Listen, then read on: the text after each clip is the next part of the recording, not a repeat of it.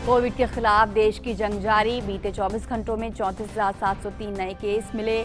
देश में कुल सक्रिय मामलों की संख्या घटकर हुई 4,64,000 के करीब। रिकवरी दर सुधरकर हुई 97.17%। देश में कोरोना टीकाकरण अभियान सफलतापूर्वक जारी। अब तक लगाई गई 35.75 करोड़ से ज्यादा डोज। भारतीय जनसंघ के संस्थापक डॉक्टर श्यामा प्रसाद मुखर्जी की 119वीं जयंती आज। प्रधानमंत्री नरेंद्र मोदी ने दी श्रद्धांजलि। कहा, उत्कृष्ट विद्वान डॉक्टर मुखर्जी ने अपना पूरा जीवन भारत की एकता और प्रगति के लिए किया समर्पित। उनके आदर्श देश भर में लाखों लोगों को कर रहे हैं प्रेरित।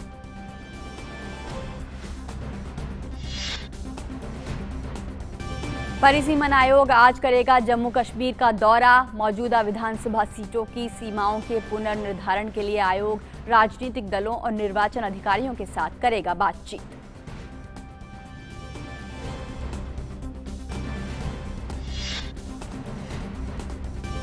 और खेल की दुनिया में यूरो कप में अब सेमीफाइनल का जंग का रोमांच। आज देर रात स्पेन और इटली वेम्बले स्टेडियम में होंगे आमने सामने। नॉकआउट स्टेज में दोनों टीमों के बीच है ये चौथी भिड़ंत।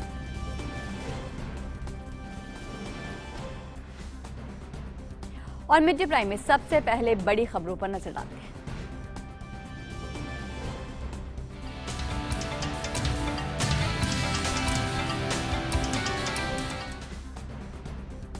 राष्ट्रपति रामनाथ कोविंद ने आज 8 राज्यों में नए राज्यपालों की नियुक्ति और बदलाव के आदेश दिए। मिजोरम के राज्यपाल पीएस श्रीधरन पिल्लई को गोवा का नया राज्यपाल नियुक्त किया गया है।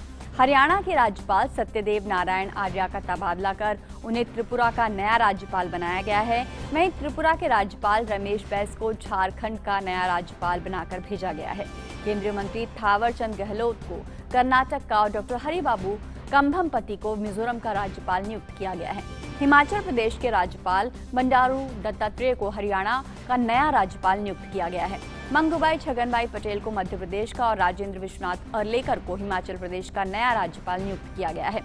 नए राज्यपालों की नियुक्ति उनके कार्यालय का दायित्व संभालने की तिथि से लागू होगी।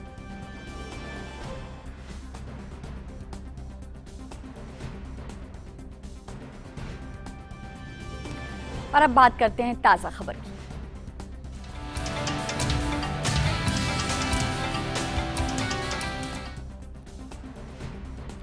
बारह विधायकों के निलंबन के विरोध में भाजपा विधायकों ने विधानसभा के बाहर समानांतर विधानसभा सत्र शुरू किया।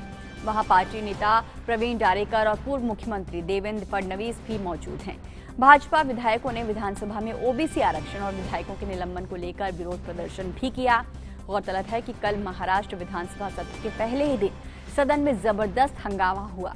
इस हंगामे के बाद स्पीकर ने बीजेपी के 12 विधायकों को 1 साल के लिए निलंबित कर दिया।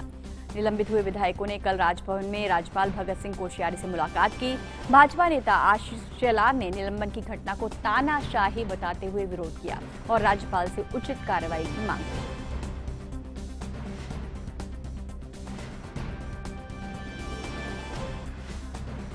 और इस विषय पर ताज़ा जानकारी के लिए हमारे साथ जुड़ रहे हैं मुंबई से हमारे संवाददाता शिशिर शेलार। शिशिर, कल पहले ही दिन जो देखा गया वो शायद टाला जा सकता था या रुक सकता था।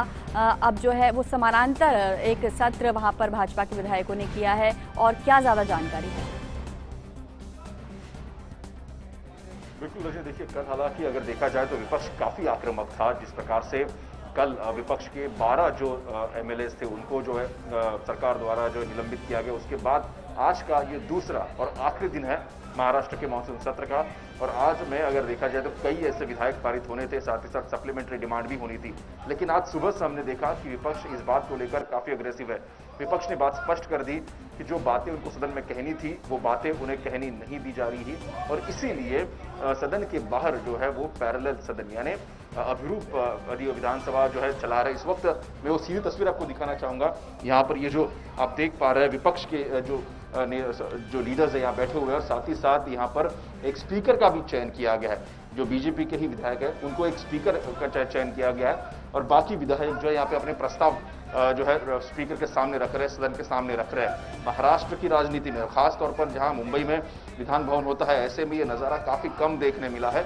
जहां विपक्ष ने जो भी मर्यादा है, जिसे हम कहते हैं कि जिस प्रकार से अधिवेशन चलता है और उसके जो पार्लियामेंट्री प्रोसीजर उसके तहत अगर अपनी आवाज बुलंद करनी है, कोई प्रोटेस्ट करना है, तो ये शायद एक उसका उत्तम उदाहरण कह सकते हैं कि जिस प्रकार से जो चीजें उनको सदन में जो है टेबल पर रखने दी जा रही, वो स्वयं आज मीडिया के साथ जो है उनके सामने जो है यहाँ पर मीडिया गैलरी में एक अभिरूप अधिवेशन चलाकर इस वक्त बीजेपी कर रही है।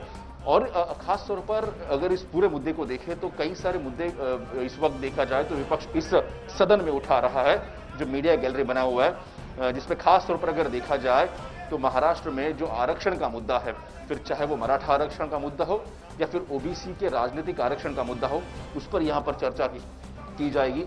दूसरी महत्वपूर्ण बात, चूंकि राज्य में इस वक्त कोविड की स्थिति है, तो ऐसे में सरकार ने इस कोविड की स्थिति में किस प्रकार से कार्य किया, कुछ कमियां रही, कुछ खामियां रही, क्या वो खामियां थी, इस पर भी जो है यहाँ पर जो इस वक्त जो सदन चल रहा है, इस वक्त बीजेपी के नेता जो है अपना भाषण कर रहे हैं। साथ ही साथ हम बात करें जिस प्रकार से किसानों की, हालांकि किसानों की कमर टूटी है, क्योंकि कुछ ही महीनों पहले महाराष्ट्र में जो तूफान आया था, खास तौर पर जो कोंकण इलाके में, ऐसे में जो किसानों की जो समस्या है उसको भी कहीं ना कहीं विपक्ष इस सदन के जरिए आवाज बुलंद कर रहा है। तो ऐसे में ये कई सारे मुद्दे थे, विपक्ष चाहता था ये मुद्दे जो है सदन में उठाए जाए, लेकिन चूंकि 2 ही दिन का यहाँ पे सत्र आयोजित किया गया था, तो ऐसे में ये सभी मुद्दे सदन में उठाना नामुमकिन था।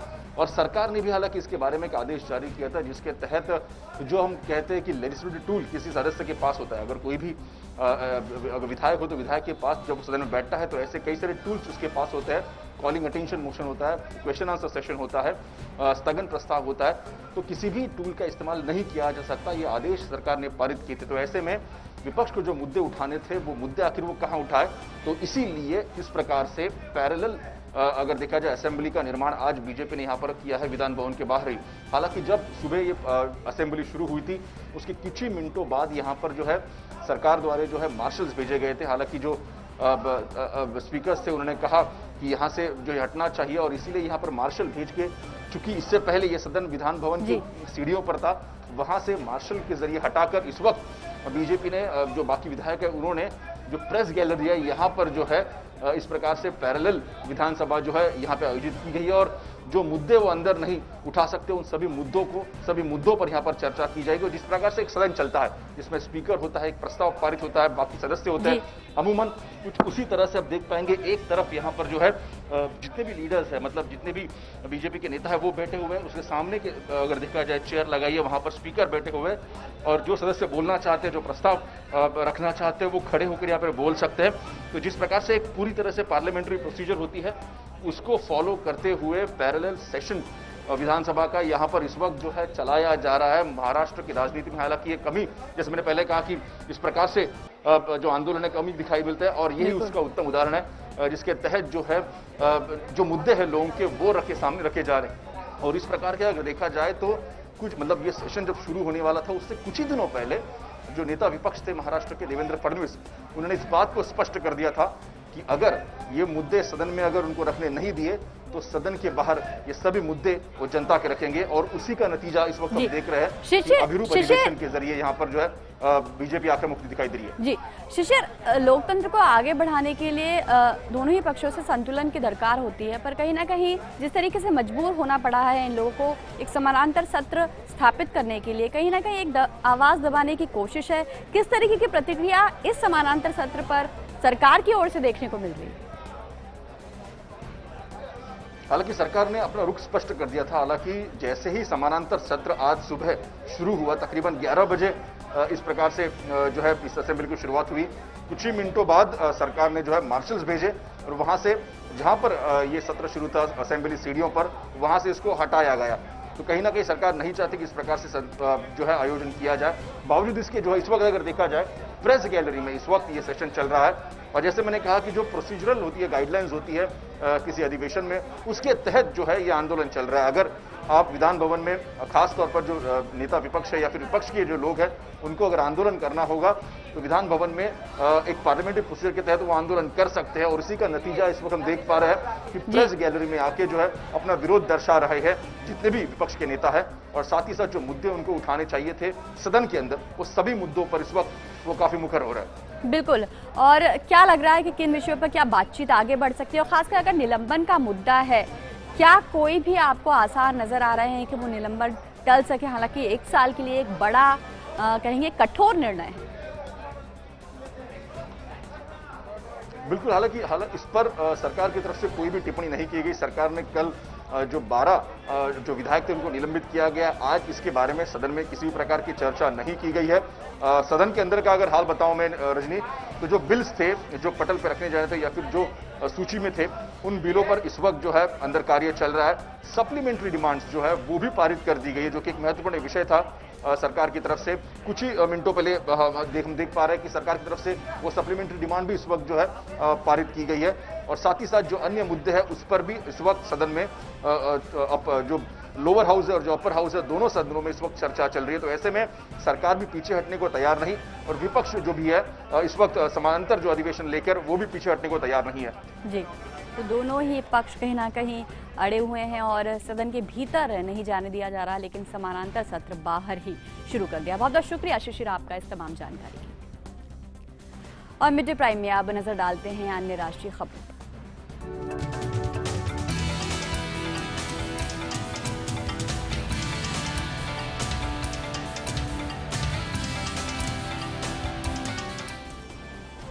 आदिवासियों की आजीविका को बनाए रखने और उनके वन अधिकारों को सुरक्षित रखने के लिए राजधानी दिल्ली में जनजातीय कार्य मंत्री अर्जुन मुंडा और पर्यावरण, वन और जलवायु परिवर्तन मंत्री प्रकाश जावड़ेकर ने आज नई दिल्ली में इस संबंध में एक संयुक्त घोषणा पत्र पर हस्ताक्षर किए।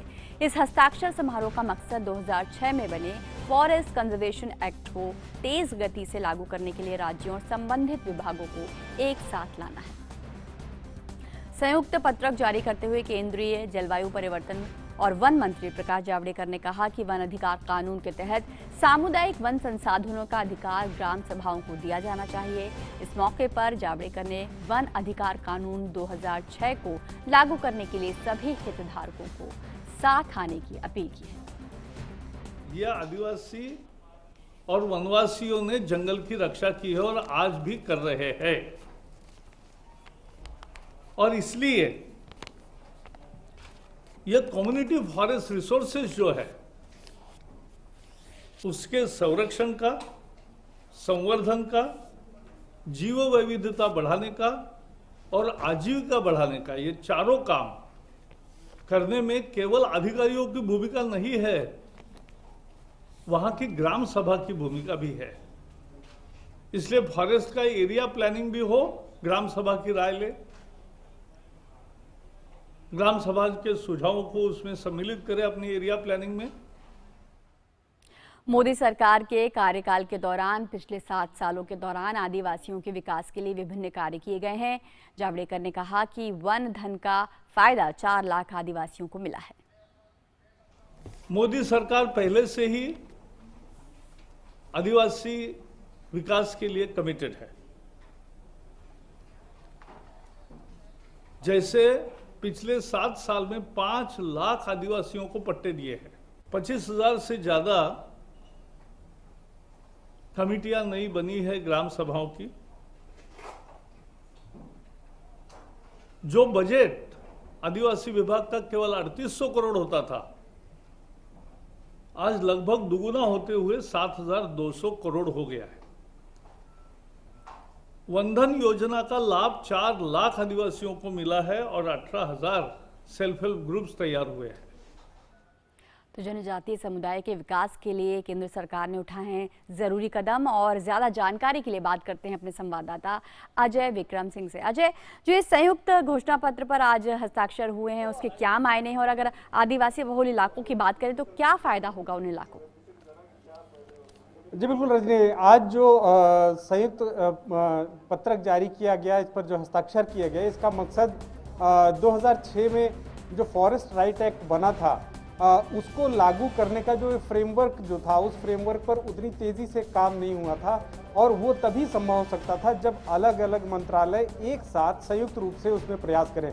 और इसमें जो जलवायु परिवर्तन एवं वन मंत्रालय है उसका काफ़ी अहम योगदान है, और साथ ही साथ जो आदिवासी मामलों का जो मंत्रालय है वो, अगर वो दोनों एक साथ आते हैं और उसके साथ ही साथ जो राज्यों के, इसी तरह के जो राज्यों के आदिवासी कार्य मंत्रालय हैं और जो वन विभाग है वो एक साथ आना होगा। इसीलिए यही वजह है कि आज की जो बैठक थी उसमें केंद्रीय आदिवासी मामलों के मंत्री के साथ साथ जलवायु परिवर्तन और वन विभाग के मंत्री के साथ साथ राज्यों के जो रेवेन्यू सेक्रेटरी थे वो भी उस बैठक में बैठे थे। हाइब्रिड मीटिंग थी, तो उन सभी के साथ बात हुई और ये बात निकल कर आई कि एक ऐसा फ्रेमवर्क बनना चाहिए कि 2006 का कानून किस तरह से लागू हो। ये लगातार मांग हो रही थी कि कानून तो बन गया लेकिन उसको बनाने के लिए तरीके क्या हो, इस पर बात भी हो चुकी है लेकिन उस पर काम नहीं हो रहा क्योंकि कोऑर्डिनेशन नहीं है। तो इस हस्ताक्षर का मकसद सिर्फ और सिर्फ यही था। इसमें एक बात ये भी बतानी है और आज जिस तरह से जलवायु परिवर्तन मंत्री ने ये बात बताई, उन्होंने कहा कि ग्राम सभाओं को हमको साथ में लाना होगा, सिंक में लाना होगा, क्योंकि जो जंगलों में जो लोग रह रहे हैं उन पर जंगल की जो संपत्ति है उस पर पहला अधिकार उन्हीं लोगों का है। इस कानून में 2006 के है, लेकिन कौन लोग इसके पात्र होंगे ये कौन डिसाइड करेगा? तो ये केवल ग्राम सभा ही डिसाइड कर सकती है। ग्राम सभा की एक कमेटी होगी, ये पहले से है, लेकिन उस कमेटी को गठित किया जाना, वो अपनी सिफारिश दे, उसके बाद ब्लॉक स्तर पर एक कमेटी है वो उसको आगे बढ़ाएगी और जो जिले स्तर पर जो कमेटी है उसको फाइनल करेगी। तो जमीनी स्तर पर तय करना होगा कि पात्रों को चुनना होगा और पात्र को तभी चुना जा सकता है जब ग्राम सभा की भागीदारी हो। तो इस बैठक से यही निकल कर आया कि दोनों विभाग अगर समन्वय के साथ काम करें तो आदिवासियों के कल्याण के लिए जो 2006 का एक्ट बना है वो काफ़ी कारगर हो सकता है। जो उनकी आजीविका है वो बढ़ सकती है। अगर आदिवासियों की आजीविका बढ़ेगी तभी हम वनों का संरक्षण भी कर पाएंगे। दोनों बातें एक साथ जुड़ी हुई हैं। अभी तक के जितने भी प्रयास हुए हैं वो केवल वनों के संरक्षण के लिए किए गए, जैव विविधता पर काम किया गया, लेकिन इस बात पर कम जोर दिया गया कि आदिवासियों के अधिकार अगर बढ़ाए जाएंगे तभी वनों का संरक्षण हो पाएगा। केवल जो लकड़ियां हैं, जो कीमती लकड़ियां हैं, उनको छोड़कर जो वन के उत्पाद हैं उस पर पहला अधिकार उनका होना चाहिए और जो उन गाँव में रह रहे हैं, जंगलों में रह रहे हैं, उस जमीन पर भी उनका अधिकार होना चाहिए। इसीलिए आज प्रकाश जावड़ेकर ने भी कहा कि जो पट्टे दिए गए थे उस पर स्थायी अधिकार की भी बात जो इस कानून में की गई है उस पर भी काफी तेजी से किया जाएगा कि जमीन का भी अधिकार मिले और जो वन का उत्पाद है उसका भी अधिकार आदिवासियों को ही मिलना चाहिए। बिल्कुल, आपने बड़ी महत्वपूर्ण बात यहाँ पर कही और जैसा कि मंत्री ने भी अपने बयान में कहा था कि जो आदिवासी हैं वो केवल दावेदार नहीं है बल्कि रखवाले हैं, और जब वन प्रबंधन की बात होती तो कहीं ना कहीं आदिवासी ही सबसे ज़्यादा पीछे छूटते हैं। तो किस तरीके से अगर बात करें ज़मीनी हकीकत पर, ज़मीनी स्तर पर, कागज़ों से परे ये जो नए कानून है या जिस तरीके से नया कदम है वो आदिवासियों के हक को मजबूत करेगा? जी बिल्कुल रजनी, इसीलिए चूंकि ये विषय राज्यों से जुड़ा हुआ है इसलिए राज्यों को एक साथ सिंक में लाना होगा और जो हमारे पंचायती राज की जो व्यवस्था है उसको इसमें एक साथ शामिल करना पड़ेगा। जब हम गांव से लेकर राज्य और राज्य से जो केंद्र की जो मंत्रालय हैं इन सभी के बीच में एक प्रॉपर कोऑर्डिनेशन होगा तभी इस कानून को प्रॉपर तरीके से लागू किया सकता है। इसमें सबसे अहम बात यह है कि जो ज़मीनों पे जो वहाँ ज़मीनी हकीकत ये है कि जो पट्टे हैं वो तो दिए गए हैं लोगों को या परंपरागत रूप से लोग अपने इलाकों में रह रहे हैं, लेकिन उस पर उनका कोई अधिकार नहीं है। उस ज़मीन पर, उस आबादी पर या जंगल में जहाँ भी वो रह रहे हैं, जो गाँव में रह रहे हैं, उनका वहाँ कोई अधिकार नहीं है। ये मांग बहुत लंबे समय से चलती हुई आई है लेकिन वो ज़मीन पर नहीं उतर पाई। कुछ ऐसे राज्य हैं जैसे उड़ीसा है और झारखंड के कुछ इलाके हैं, वहाँ पर ये प्रयास किया गया, आंदोलन भी चला, लेकिन वो बहुत प्रॉपर तरीके से नहीं हो पाए। तो इसीलिए इसका प्रयास ये किया गया है कि आदिवासियों को अधिकार देने की बात तो पिछले समय में बहुत कही गई, लेकिन उनको अधिकार देने का जो मूल मंत्र है उस पर काम नहीं किया गया। मूल मंत्र यही है कि आदिवासियों का अधिकार आदिवासियों के द्वारा बनी हुई गांव की कमेटी के जरिए ही दिया जा सकता है, केवल दिल्ली से जारी आदेश के जरिए नहीं दिया जा सकता। बिल्कुल, और शिक्षा का अधिकार भी एक इसमें अहम अधिकार है। स्कूलों की बात भी कही गई है, एकलव्य स्कूलों की बात करें अजय तो इस पर भी चर्चा हुई है। जी बिल्कुल, पिछले 7 सालों में जिस तरह से एकलव्य स्कूल जो हमारे 700 जिले हैं उसमें से अधिकतम स्थानों पर एकलव्य स्कूल खोलने की कोशिश की गई है, बहुत जगह पे बहुत सफलतापूर्वक चल रहे हैं। आज के कार्यक्रम में प्रकाश जावड़ेकर ने छत्तीसगढ़ के जो स्कूल हैं उनका काफ़ी उल्लेख किया कि वो किस तरह से काम कर रहे हैं और खास तौर से अगर उनको शिक्षा दिया जाए और अधिकार दिया जाए तो आदिवासियों की जो जनसंख्या है। ये भी एक आंकड़ा है कि तकरीबन 10.5 करोड़ आदिवासी हमारे देश में हैं और 96% आदिवासी ऐसे हैं जो जंगलों में ही रहते हैं। केवल 4% ऐसे आदिवासी हैं जो कहीं बाहर अपनी नौकरियां या कुछ अपना काम कर रहे हैं। तो इस लिहाज से भी उनको जंगलों में अधिकार दिया जाना, जंगलों में उनको शिक्षा दिया जाना, उनको उनकी संपत्ति और आजीविका का इंतजाम किया जाना, ये काफ़ी अहम और महत्वपूर्ण है। इसलिए आज का जो कार्यक्रम था इसी पर ज़्यादा केंद्रित था। दूसरी बात यह है कि जैसा कि मैंने पहले बताया कि एक अप्रोच बदलनी होगी। वनों के संरक्षण के लिए हम बार बार बात करते हैं, जैव विविधता की बात करते हैं, लेकिन उन वनों का संरक्षण करने वाले जो लोग उस जंगल में रहते हैं उनकी जब आजीविका नहीं बढ़ेगी, आजीविका प्रॉपर डेवलप नहीं होगी, तो वनों के संरक्षण की बात भी किताबों में बनकर रह जाएगी। इसलिए उन्हें साथ में लाना होगा। और बहुत संक्षिप्त में एक बात ये भी कहना चाहूँगा कि जब ये कानून बना था तो इस कानून पर बहुत पर्यावरणविदों ने कई सवाल भी उठाए थे कि जो अगर इस तरह से दे दिया जाएगा तो वनों की कटाई और ये सब बढ़ जाएगी। लेकिन ज़मीनी हकीकत ये है कि आदिवासी जिन इलाकों में रहते हैं वो अपने वनों के संरक्षण के लिए, वनों के प्रति वो उनकी परंपरागत व्यवस्था के तहत वो जंगलों से उतना ही प्यार करते हैं जैसे वो अपनी ज़मीन और अपनी माँ से प्यार करते हैं। तो इस लिहाज से अगर उन्हें मजबूत किया जाएगा तो जंगल और भी ज़्यादा मजबूत होंगे और ज़्यादा हमारे वनों का संरक्षण होगा। तो जंगल आदिवासियों का है और इसीलिए आदिवासियों के हक के लिए ये कदम लाया गया। बहुत बहुत शुक्रिया अजय आपका इस तमाम जानकारी के लिए। और मुंबई की विशेष पीएमएलए अदालत ने पूर्व गृह मंत्री अनिल देशमुख से जुड़े मनी लॉन्ड्रिंग मामले में आज संजीव पलांडे और कुंदन शिंदे को 20 जुलाई तक न्यायिक हिरासत में भेज दिया है। पलांडे अनिल देशमुख के निजी सचिव थे जबकि शिंदे उनके निजी सहायक थे। ईडी ने विशेष अदालत में दोनों पर मनी लॉन्ड्रिंग में शामिल होने और दिल्ली में हवाला रैकेटियर में मदद लेने की बात कही थी। हालांकि ईडी अभी तक अनिल देशमुख से पूछताछ नहीं कर पाई है क्योंकि देशमुख एजेंसी द्वारा जारी किए गए तीनों समन के बाद भी कोर्ट में उपस्थित नहीं हुए। इस बीच अनिल देशमुख के बेटे को आज एजेंसी के सामने पेश होने के लिए कहा गया है। और दिल्ली हाईकोर्ट ने ट्विटर की ओर से ग्रीवांस ऑफिसर की नियुक्ति न किए जाने पर नाराजगी जताई है। दिल्ली हाईकोर्ट ने कहा है कि 21 जून को अधिकारी के हटने के बाद आपको किसी दूसरे की नियुक्ति कर देनी चाहिए थी, पर आपने नहीं किया। दिल्ली हाईकोर्ट ने ट्विटर को फटकार लगाते हुए कहा है कि आपको लगता है कि भारत में आप मन मर्जी से वक्त ले सकते हैं तो कोर्ट इसकी अनुमति नहीं देगा। ट्विटर की ओर से पेश वकील ने कहा कि ग्रीवांस ऑफिसर की नियुक्ति प्रक्रिया आखिरी स्टेज में है। उम्मीद है कि 2 हफ्ते में ऐसा हो जाएगा। दिल्ली हाईकोर्ट ने ग्रीवांस अधिकारी की नियुक्ति और नए आईटी नियम के पालन को लेकर अनुपालन रिपोर्ट दाखिल करने को भी कहा है। दिल्ली हाईकोर्ट ने ट्विटर से सख्त लहजे में कहा है कि स्पष्ट प्रतिक्रिया के साथ आइए, नहीं तो आप मुसीबत में आ सकते हैं। दिल्ली हाईकोर्ट ने मामले की सुनवाई 8 जुलाई के लिए टाल दी है।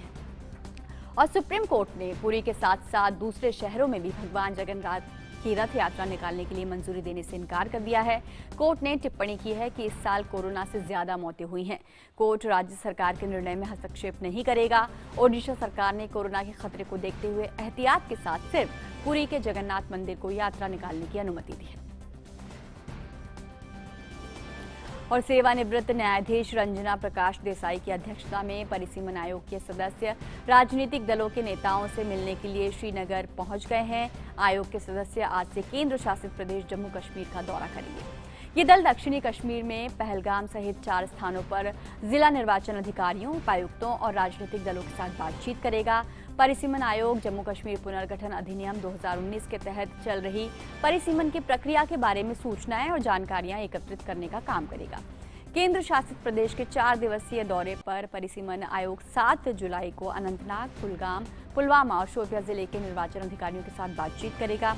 पिछले वर्ष मार्च में परिसीमन आयोग का गठन किया गया था और कोविड महामारी के कारण मार्च 2021 में इसका कार्यकाल 1 वर्ष के लिए बढ़ाया गया है।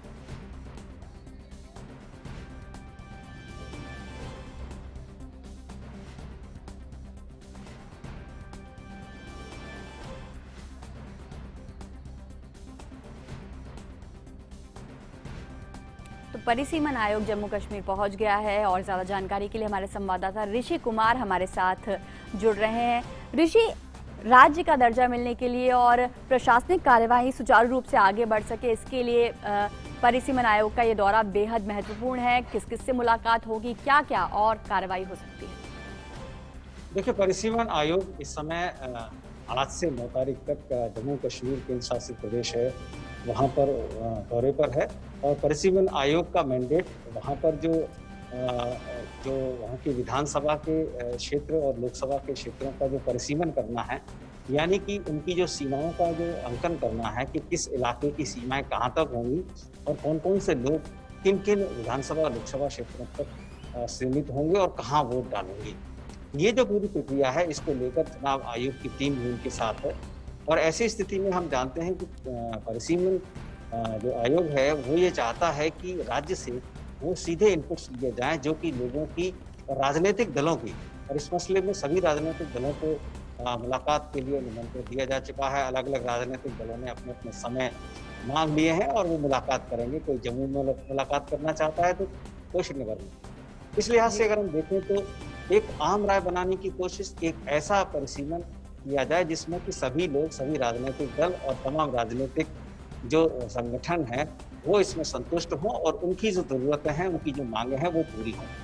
इस लिहाज से अगर हम देखें तो आज हम जानते हैं श्रीनगर में परिसीमन आयोग को रहना है और अंतिम दिन जम्मू में आएंगे। इससे पहले वे पुलवामा और कुपवाड़ा के इलाकों में भी जाएंगे और हम जानते हैं कि हर जिले के जो जिला निर्वाचन अधिकारी होता है उसके साथ चुनाव आयोग की टीम और मैं कहूँ परिसीमन आयोग की जो टीम है वो मुलाकात करेगी और उनसे इनपुट। जी बिल्कुल।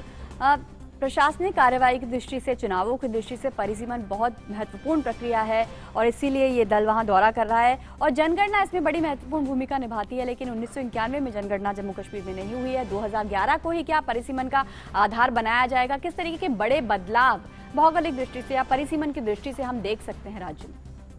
देखिए, 2011 ही परिसीमन का एकमात्र आधार जम्मू कश्मीर राज्य के जो केंद्र शासित प्रदेश है वहाँ पर बनाया जा रहा है और वहाँ पर अलग अलग राजनीतिक दलों की अलग अलग मांगे भी हैं। कोई राजनीतिक दल कहता है कि परिसीमन करने से पहले राज्य का दर्जा दिया जाना चाहिए। इस तरीके की मांगे तो हैं, लेकिन जो जनसंख्या का जो अनुपात है और जो सबकी जो रिप्रेजेंटेशन की जो पावर है वो समान हो और रिप्रेजेंटेशन को एक सूत्र में बांधा जाए, ऐसी प्रक्रिया को पूरा करने के लिए परिसीमन आयोग कोशिश कर रहा है और आज से वो दौरे पर भी है कि सीधे इनपुट्स लिए जाएं और उनकी जरूरतों को, उनकी मांगों को इनकॉर्पोरेट किया जाए। बिल्कुल। और अगर स्थानीय पार्टियों की बात करें या स्थानीय लोगों की बात करें, जनता की बात करें, क्या उनके भीतर कोई उत्सुकता है, कोई जागरूकता है, कुछ जानना चाहते हैं? किस तरीके से प्रतिक्रियाएं आ रही हैं? देखिए, यहाँ पर जम्मू कश्मीर में हम जानते हैं कि केंद्र शासित प्रदेश बनने के बाद सबकी कोशिशें यही है कि वो अपना जो रिप्रेजेंटेशन है वो परिसीमन आयोग के सामने रखें और एक साल में हालांकि परिसीमन आयोग को अपनी रिपोर्ट्स देनी थी, लेकिन कोविड की वजह से ये रिपोर्ट्स नहीं तैयार की जा सकी। दिल्ली में इंटरनल मीटिंग्स हुई हैं और हम जानते हैं कि इस मसले में प्रधानमंत्री भी जम्मू कश्मीर के जो तमाम राजनीतिक दलों के जो नेता हैं उनके साथ मुलाकात कर चुके हैं और ये कहीं ना कहीं संकेत इस बात का है कि एक सामान्य स्थिति की जो बहाली हुई है वहाँ पर, अब वहाँ पर राजनीतिक स्थितियों को और कैसे सुदृढ़ किया जाए, लोकतांत्रिक वैल्यूज को कैसे वहाँ पर और ज़्यादा स्ट्रॉन्ग किया जाए, इसकी प्रोसेस के लिए परिसीमन का होना बेहद ज़रूरी है। और ये जो दौरा है इस मसले में हालांकि पहला दौरा है परिसीमन आयोग का, लेकिन बहुत हद तक इसमें यह तय हो जाएगा कि किस इलाके को कैसे उसका सीमांकन परिसीमन आयोग करना चाहता है। बिल्कुल, तो बेहद महत्वपूर्ण दौरा है परिसीमन आयोग का जम्मू कश्मीर को अगर बात करें लोकतांत्रिक मूल्यों की स्थापना के लिए। बहुत बहुत शुक्रिया ऋषि आपका हमसे जुड़ने के लिए। और अब बात करते हैं कोरोना संक्रमण की। देश में कोरोना के मामले लगातार कम होते दिखाई दे रहे हैं, तो वहीं ठीक होने वालों की संख्या भी बढ़ रही है। कम होते आंकड़ों के बाद अधिकांश राज्यों में अनलॉक की प्रक्रिया तेजी से जारी है। पिछले 24 घंटों की अगर बात करें तो देश में कुल 34,703 दैनिक नए मामले दर्ज किए गए और अब सक्रिय मामलों की संख्या घटकर 4,64,357 हो गई है, जो पिछले 101 दिनों में सबसे कम है। वहीं पिछले 24 घंटों में 51,864 मरीज ठीक हुए हैं। रिकवरी दर बढ़कर 97.17% हो गई है। देश में साप्ताहिक पॉजिटिविटी रेट 2.40% हो गई है, वहीं दैनिक पॉजिटिविटी रेट 2.11% है।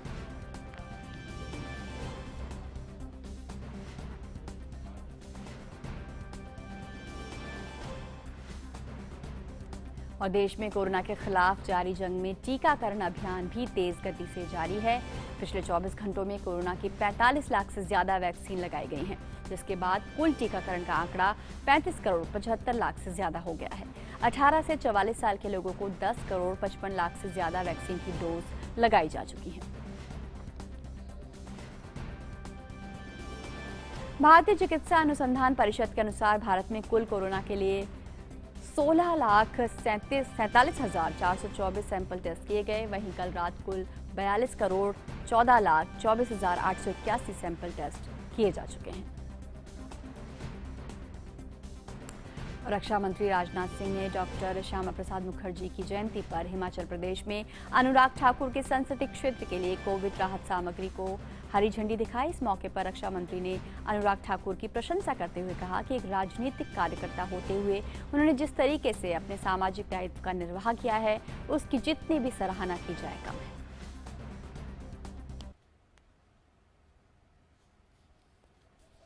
अनुराग ठाकुर ने हिमाचल राज्य में एक ऑक्सीजन बैंक बनाने का फैसला किया है उन्होंने, और इस निमित्त इसके पहले भी आज जो ट्रकें रवाना की गई हैं, जो राहत सामग्री रवाना की गई है, उसके अतिरिक्त भी पहले भी वह हिमाचल प्रदेश के लिए बहुत सारी सामग्री भेज चुके हैं।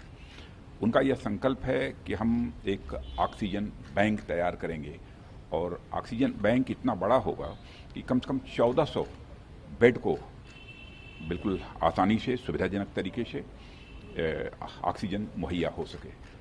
मैं समझता हूं कि कोविड-19 के चैलेंज को मीट आउट करने के लिए एक बहुत ही ये बड़ा प्रयास है। इसकी जितनी भी सराहना की जाए वो कम है। और अब रुक करते हैं बिहार का। बिहार में बाढ़ की स्थिति फिर से गंभीर हो गई है। गंडक, बूढ़ी गंडक और बागमती और इनकी सहायक नदियां चंपारण और इससे सटे इलाकों में अनेक स्थानों पर खतरे के निशान से ऊपर बह रही हैं। वहीं सीमांचल के कटिहार, पूर्णिया और किशनगंज इलाकों में भी नदियों में उफान से निचली आबादी को नुकसान पहुंचा है। फरमान नदी के कटान से कई गांवों को नुकसान पहुंचा है। हालांकि गंगा नदी का जलस्तर अभी खतरे के निशान से नीचे है। मौसम विभाग ने अगले 2 दिनों तक के लिए येलो अलर्ट जारी किया है। तो बिहार में बाढ़ की स्थिति गंभीर होती दिखाई दे रही है।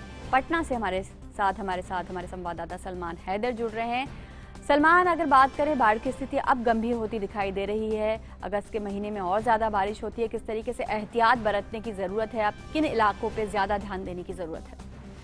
कि कुछ इलाके तो ऐसे हैं रजनी के वहाँ पर हल्की बारिश में भी पानी आ जाता है, लेकिन इस बार जो बाढ़ आ रही है उसकी मूल वजह यह है कि नेपाल में जो गंडक नदी का कैचमेंट एरिया है वहाँ पर बहुत ज़्यादा बारिश हुई है, और वहाँ से जब इनफ्लो आता है, पानी का प्रवाह आता है, तो वाल्मीकि नगर में जो गंडक का बैराज है उस पे डिस्चार्ज बढ़ जाता है। जून में 2 बार ऐसा हुआ कि डिस्चार्ज 4.5 लाख क्यूसेक तक पहुंच गया था। आमतौर पर जून के महीने में और जुलाई में 50-60 हज़ार क्यूसेक का डिस्चार्ज होता है। तो जाहिर है कि इससे वो स्थिति बिगड़ गई। जो गंडक नदी के जल प्रवाह क्षेत्र में जो गांव पड़ते हैं, जो ज़िले आते हैं, जैसे बेतिया है, या फिर नीचे डाउन स्ट्रीम में मुजफ्फरपुर, समस्तीपुर, हाजीपुर और ये गोपालगंज है, तो यहाँ पर काफ़ी पानी आ गया था। अभी वाल्मीकि नगर बैराज से पानी का डिस्चार्ज थोड़ा कम हुआ है, जिससे गोपालगंज में बाढ़ की तीव्रता में थोड़ी कमी आई है।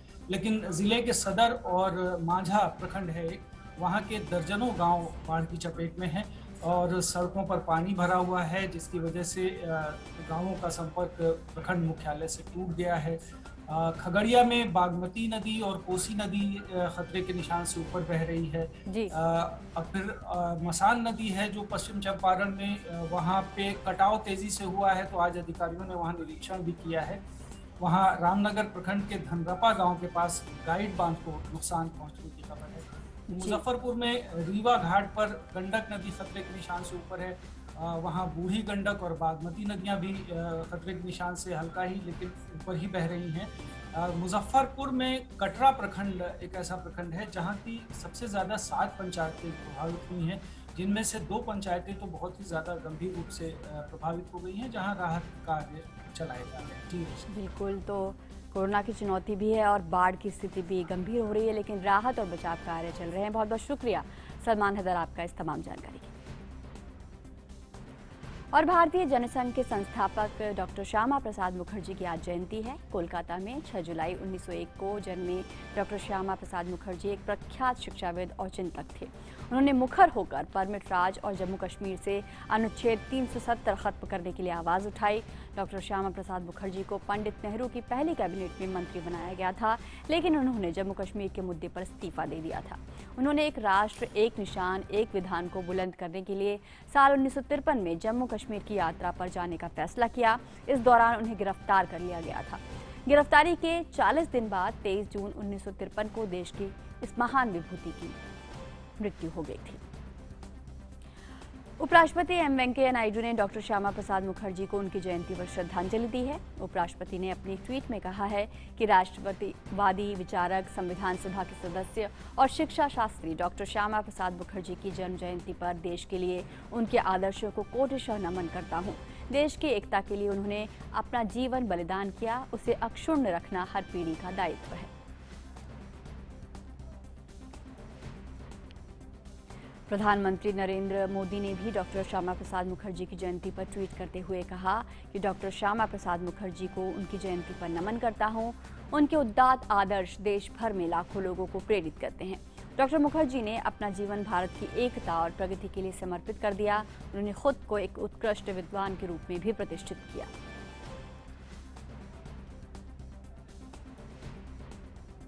केंद्रीय गृह मंत्री अमित शाह ने डॉक्टर श्यामा प्रसाद मुखर्जी की जयंती पर उन्हें श्रद्धांजलि दी है। अपने ट्वीट में उन्होंने कहा, एक राष्ट्र एक निशान एक विधान के प्रणेता डॉक्टर श्यामा प्रसाद मुखर्जी के लिए देश हित से ऊपर कुछ नहीं था। भारत की अखंडता के लिए उनके बलिदान और संघर्ष ने कश्मीर और बंगाल को देश का अभिन्न अंग बनाए रखा। डॉक्टर मुखर्जी राष्ट्र पुनर्निर्माण में स्वदेशी नीतियों के दृढ़ समर्थक थे। अपने अगले ट्वीट में गृह मंत्री अमित शाह ने कहा कि डॉक्टर मुखर्जी ने अपनी दूरदर्शी सोच से देश में शिक्षा, स्वास्थ्य और औद्योगिक विकास की मजबूत नींव रखने और सामरिक दृष्टि से भारत को सशक्त बनाने में अहम योगदान दिया। उनके सांस्कृतिक राष्ट्रवाद के विचार चिरकाल तक प्रासंगिक रहेंगे। ऐसे अप्रतिम राष्ट्र नायक की जयंती पर उन्हें कोटिशः नमन।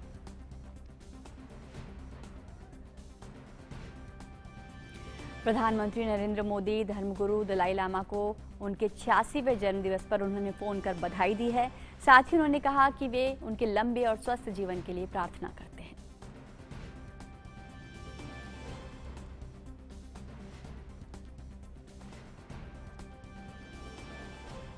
अगली खबर पंजाब से। पंजाब कांग्रेस में जारी कलह के बीच राज्य के मुख्यमंत्री कैप्टन अमरिंदर सिंह आज कांग्रेस की अंतरिम अध्यक्ष सोनिया गांधी से मुलाकात करने दिल्ली पहुंचे। सूत्रों की माने तो पंजाब में सरकार और संगठन में फेरबदल से पहले सोनिया और कैप्टन की मुलाकात काफी अहम मानी जा रही है। गौरतलब है कि पंजाब कांग्रेस में कलह के बीच नवजोत सिंह सिद्धू ने हाल ही में राहुल गांधी और प्रियंका गांधी से दिल्ली में मुलाकात की थी।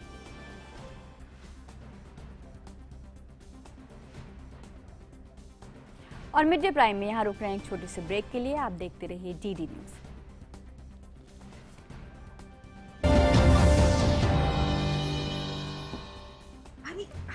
अरे मामा जी अब कुछ खा नहीं रहे हैं, कुछ बोल भी नहीं रहे हैं। आप लोग इतना कुछ बोल रहे हैं कि आपको कुछ भी सुनाई नहीं दे रहा है। देखिए आपके घर की एक एक दीवार चीख चीख कर कह रही है कि अच्छी सीमेंट क्यों नहीं लगाई। अगर वंडर सीमेंट लगाते तो दीवारें इतनी मजबूत होती कि आपके घर की दीवारों में बिल्कुल दरारें नहीं पड़ती। वंडर सीमेंट, जब भी आए भला कर जाए।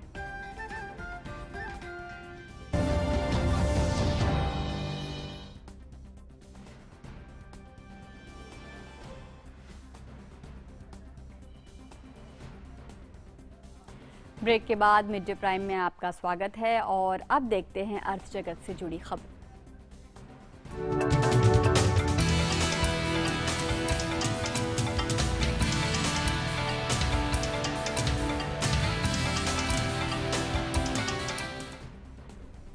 अर्थ जगत के समाचार हम तक पहुंचा रहे हैं अजय मिश्र। धन्यवाद रजनी। शुरुआत करते हैं व्यापार प्राइम में शेयर बाजार से। और शेयर बाजार आज दूसरे कारोबारी दिन यानी मंगलवार को बिल्कुल सपाट खुले, लेकिन बाद में इसमें तेजी आई। सेंसेक्स 53,103 के उच्चतम स्तर के करीब पहुंचा। आपसे थोड़ी देर पहले की बात करें तो बाजारों में तेजी का रुख अभी भी बना हुआ है। सेंसेक्स 190 अंक ऊपर 53,070 के आसपास कारोबार करता हुआ नजर आ रहा है। निफ्टी में भी तेजी है, 61 अंक ऊपर 15,895 का स्तर। इस वक्त हम देखें तो सबसे ज़्यादा एक्टिव जो काउंटर्स है उसमें Bajaj finance, Tata Motors, HDFC bank, Adani port और रिलायंस शामिल हैं। सबसे ज़्यादा गेन करने वाले शेयर्स में Bajaj finance, UltraTech cement, Bajaj Finserv, Shri cement और HDFC बैंक शामिल हैं, जो 3 से 4% के बीच इस वक्त तेजी दिखा रहे हैं। उधर Tech Mahindra, TCS, Gland Pharma, Nestle और HUL में थोड़ी सी नरमी देखी जा रही है। IT स्टॉक्स थोड़ा सा प्रेशर में है। उधर विदेशी बाजार में अमेरिकी मुद्रा की कमजोरी के बीच रुपया मंगलवार को शुरुआती कारोबार में डॉलर के मुकाबले 6 पैसे मजबूत हुआ, 74.25 के स्तर पर पहुंचा। अंतरबैंक विदेशी मुद्रा बाजार में घरेलू इकाई डॉलर के मुकाबले 74.28 पर खुली और इसके बाद तेजी के साथ 74.25 पर पहुंची, जो पिछले बंद के मुकाबले 6 पैसे की बढ़त दिखाता है। रुपया सोमवार को अमेरिकी डॉलर के मुकाबले 74.31 पर बंद हुआ।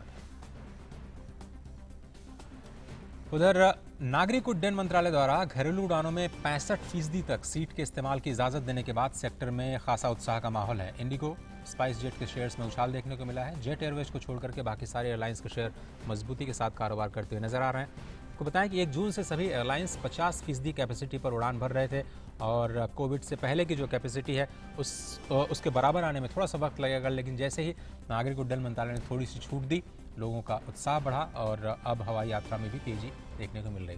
फिलहाल व्यापार प्राइम के आज के इस अंक में सिर्फ इतना ही। वापस चलते हैं रजनी के पास। और मिड डे प्राइम में फिलहाल रुक रहे हैं एक और छोटे से ब्रेक के लिए। आप देखते रहिए DD न्यूज़। और अब मिड डे प्राइम में बात कर लेते हैं उन खबरों की जो दुनिया भर में सुर्खियों में छाई हुई हैं।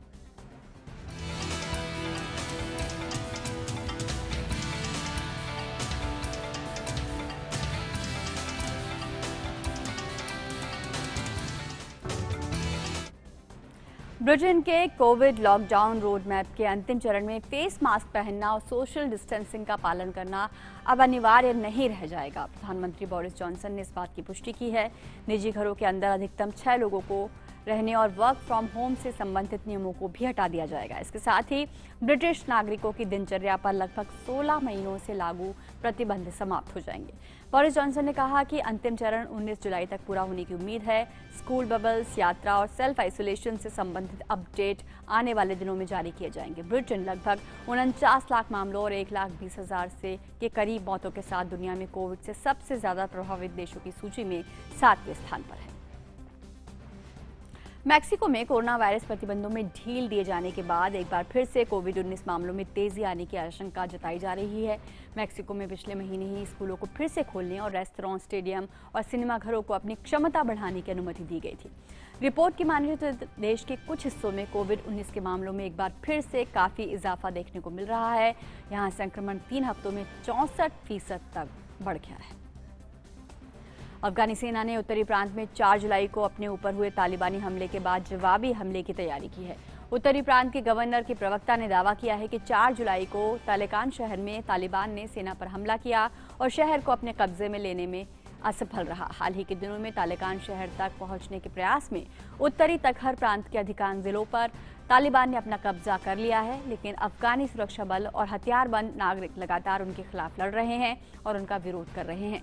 वहीं तालिबान ने पड़ोसी प्रांत बदख्शां के 6 महत्वपूर्ण जिलों पर भी कब्जा कर लिया है, जिसकी सीमा ताजिकिस्तान और चीन से मिलती है। क्षेत्र में तालिबान के कब्जे के बाद करीब 1000 अफगान कर्मी ताजिकिस्तान से अनुमति लेकर उनके क्षेत्र में दाखिल हो गए हैं।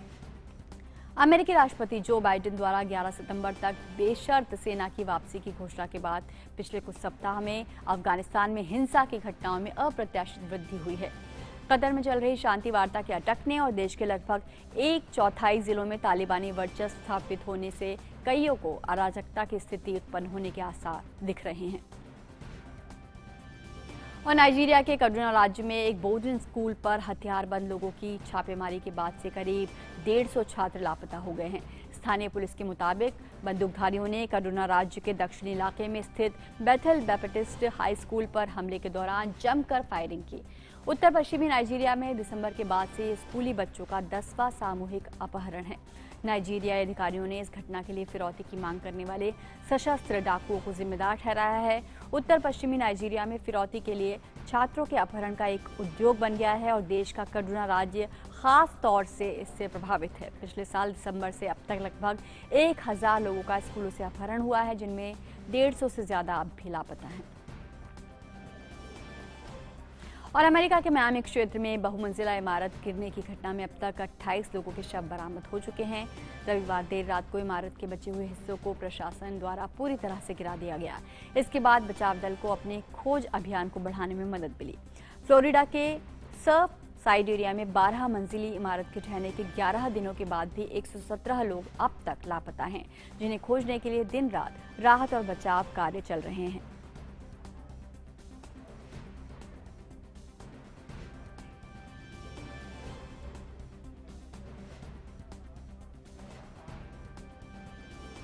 और अब देखते हैं खेल जगत से जुड़ी खबरें।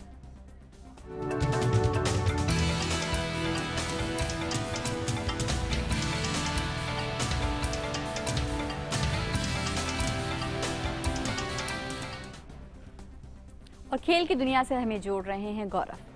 शुक्रिया रजनी। और खेल की दुनिया की शुरुआत करेंगे यूरो कप के साथ, जहां पे यूरो कप की लड़ाई अब सेमीफाइनल पर आ गई है। सेमीफाइनल के पहले मुकाबले में आज देर रात स्पेन और इटली एक दूसरे से भिड़ने के लिए उतरेंगे।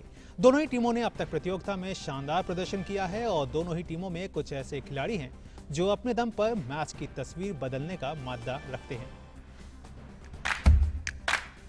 यूरो कप के फाइनल के लिए कौन सी टीम करेगी चढ़ाई, इस बात की लड़ाई का सेमीफाइनल रूप वेम्बली स्टेडियम से शुरू होगा, जहां पहले सेमीफाइनल में इटली और स्पेन एक दूसरे के खिलाफ मोर्चा खोलेंगे। इटली ने जहां विश्व नंबर 1 बेल्जियम को हराकर सेमीफाइनल का टिकट कटाया है, वहीं स्पेन ने स्विट्जरलैंड को पेनाल्टी शूटआउट में 3-1 से हराकर सेमीफाइनल स्पॉट पक्का किया है। वैसे यूरो कप के नॉकआउट स्टेज पर ये दोनों टीमों की चौथी टक्कर होगी। इससे पहले हुई 3 भिड़ंत में 2 बार बाजी स्पेन के नाम रही, जबकि 1 बार इटली ने बाजी मारी। इटली ने यूरो 2016 के अंतिम 16 में स्पेन को 2-0 से हराकर टूर्नामेंट से बाहर किया था। वहीं स्पेन ने उसे यूरो 2008 के क्वार्टर फाइनल में पेनल्टी शूटआउट में हराकर टूर्नामेंट से बाहर का रास्ता दिखाया था, जबकि यूरो 2012 के फाइनल में इटली को 4-0 से रौंदते हुए स्पेन चैंपियन बना था। निश्चित रूप से ये आंकड़े तो वैसे स्पेन के साथ है, लेकिन एक सच ये भी है कि इस बार यूरो कप में इटली ही एकमात्र ऐसी टीम है जिसने अभी तक कोई मैच नहीं गंवाया है। ऐसे में दोनों ही टीमों के बीच जोरदार भिड़ंत की तस्वीर अपने पीछे रोमांच का एक ऐसा सैलाब लाएगी जिसमें हर फुटबॉल प्रेमी गोता लगाना चाहेगा। Sports desk, DD news.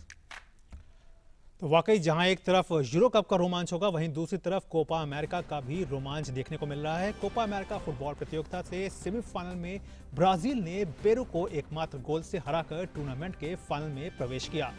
आज खेले गए मैच में ब्राजील की तरफ से एकमात्र गोल खेल के 35वें मिनट में ब्राजील की तरफ से लुकास पैक्यूटो ने किया। इसके बाद खेल में कोई और गोल देखने को नहीं मिला और ब्राजील ने यह मुकाबला अपने नाम कर लिया। दूसरे सेमीफाइनल में कल अर्जेंटीना का सामना कोलंबिया से होगा। बात करते हैं साल के तीसरे ग्रैंड स्लैम विंबलडन की। 20 बार के ग्रैंड स्लैम विजेता रॉजर फेडरर ने विंबलडन के क्वार्टर फाइनल में जगह बना ली है। सोमवार को खेले गए मैच में उन्होंने लॉरेंजो सैनिगो को 7-5, 6-4, 6-2 से हराया। इसके साथ ही वे 18वीं बार इस प्रतियोगिता के क्वार्टर फाइनल में पहुंचने वाले खिलाड़ी भी बने। वहीं मौजूदा चैंपियन नोवाक जोकोविच ने 12वीं बार विंबलडन टेनिस टूर्नामेंट के क्वार्टर फाइनल में जगह बनाई। उन्होंने अपने 17 साल पहले पदार्पण करने वाले आर्थर गोरे की बराबरी की। उन्होंने प्री क्वार्टर फाइनल में चिली के क्रिस्टियन गैरिन को 6-2, 6-4 और 6-2 से हराकर ये सफलता हासिल की। वहीं महिला वर्ग में विश्व की नंबर 1 खिलाड़ी एश्ले बार्टी ने भी चेक रिपब्लिक के बारबोरा क्राजिकोवा को 7-5, 6-3 से हराकर प्रतियोगिता के क्वार्टर फाइनल में जगह बनाई। बात करें रफ्तार की, तो कोरोना महामारी के चलते लगातार दूसरे साल ऑस्ट्रेलियन ग्रां प्री को स्थगित करने का फैसला लिया गया है। यही नहीं, इसके साथ ही 24 अक्टूबर को होने वाली मोटो जीपी विश्व चैंपियनशिप को भी रद्द करने का फैसला लिया गया। गौरतलब है कि फॉर्मूला 1 इस साल 19 से 21 नवंबर के बीच आयोजित होनी थी। बात ओलंपिक की। दिग्गज भारतीय महिला मुक्केबाज मैरी कॉम और पुरुष हॉकी टीम के कप्तान मनप्रीत सिंह टोक्यो ओलंपिक के उद्घाटन समारोह में भारत के ध्वजवाहक होंगे। इस बात की जानकारी आईओए ने दी।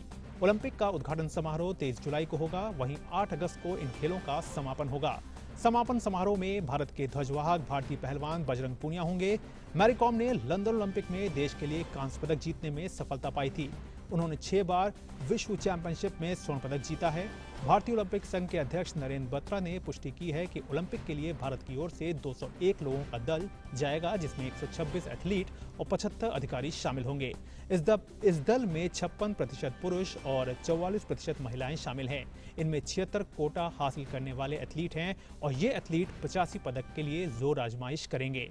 टोक्यो ओलंपिक का आयोजन 23 जुलाई से 8 अगस्त तक किया जाएगा। ये खेल पिछले साल आयोजित होने थे, लेकिन कोविड-19 महामारी के चलते इन्हें 1 साल के लिए स्थगित किया गया। बात करते हैं रोइंग की। भारतीय रोइंग टीम के मुख्य कोच इस्माइल बेग का कहना है कि टोक्यो ओलंपिक में पुरुषों की लाइटवेट डबल स्कल्स में भारत का प्रतिनिधित्व कर रहे अर्जुन लाल और अरविंद सिंह को मुख्य रूप से यूरोपीय रोइंग टीम से चुनौती मिलेगी, लेकिन भारतीय खिलाड़ी पूरी तरह से फिट हैं और अपना सर्वश्रेष्ठ प्रदर्शन करने को तैयार हैं।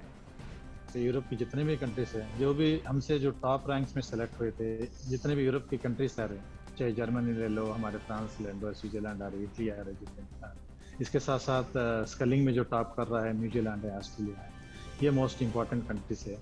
और इसके साथ बाकी 6 टीम्स है वो कॉन्टिनेंट से आए हैं। बाकी 3 इससे एशिया से आए, अफ्रीका से एक है और 2 कंट्रीज से अपना साउथ अमेरिका से। इनसे ये भी टॉप क्रीम ही है, अब ये नहीं कह सकते, लेकिन इस कुछ लोग को ऐसे ट्राइपार्ट एंट्री से नॉर्मल इनविटेशन एंट्रीज में था, लेकिन ये इवेंट है डबल स्कल, मतलब टोटल 14 इवेंट्स में से डबल स्कल एक ही इवेंट है जो लाइट वेट कैटेगरी का है। लेकिन आप मान सकते कि सभी में से एक इवेंट है, तो इस इवेंट पे कितना प्रेशर रहता है, कितना कॉम्बिनेशन रहता है, और हमें किसी को ये नहीं कर सकते। लेकिन जो आने वाला हर एक कंट्री भी इसके लिए अपना जीजा लगा के अपना जोर लगाता है, और इसी में से हमको बेस्ट पोजीशन को हासिल करना है। ये हमारा पूरा तैयारी हो रही है और उम्मीद है हम जरूर बहुत अच्छा पोजीशन कर सकते हैं। अब बात ओलंपिक क्विज की। टोक्यो ओलंपिक 23 जुलाई से 8 अगस्त तक आयोजित होंगे। तो ये खेल पिछले साल होने थे, लेकिन कोविड-19 महामारी के चलते इन्हें 1 साल के लिए स्थगित किया गया। भारतीय दल भी इन खेलों में हिस्सा लेने के लिए पूरी तरह से तैयार है। ओलंपिक खिलाड़ियों को प्रोत्साहित करने के लिए आप ओलंपिक क्विज में भाग ले सकते हैं।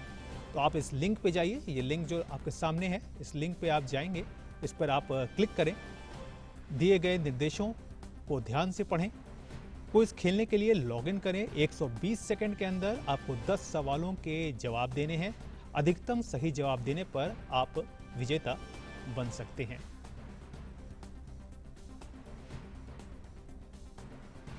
तो ये थी खेल जगत से जुड़ी हुई तमाम खबरें, लेकिन बाकी खबरों के लिए वापस चलते हैं अपने सहयोगी रजनी के पास। बहुत बहुत शुक्रिया गौरव आपका। और मिड डे प्राइम में बस इतना ही। आपको छोड़े जाते हैं ग्रीस में लुप्त प्राय समुद्री घोड़े के नज़ारों के साथ। पश्चिमी ग्रीस में प्रदूषण से तबाह लगून में गोताखोरों ने समुद्री घोड़ों को शूट किया है, लेकिन मास्क पहनना आप जारी रखें। मास्क अब भी कोरोना के खिलाफ लड़ाई में हमारा सबसे बड़ा हथियार है। तो हमारी पूरी टीम को दीजिए इजाज़त। नमस्कार।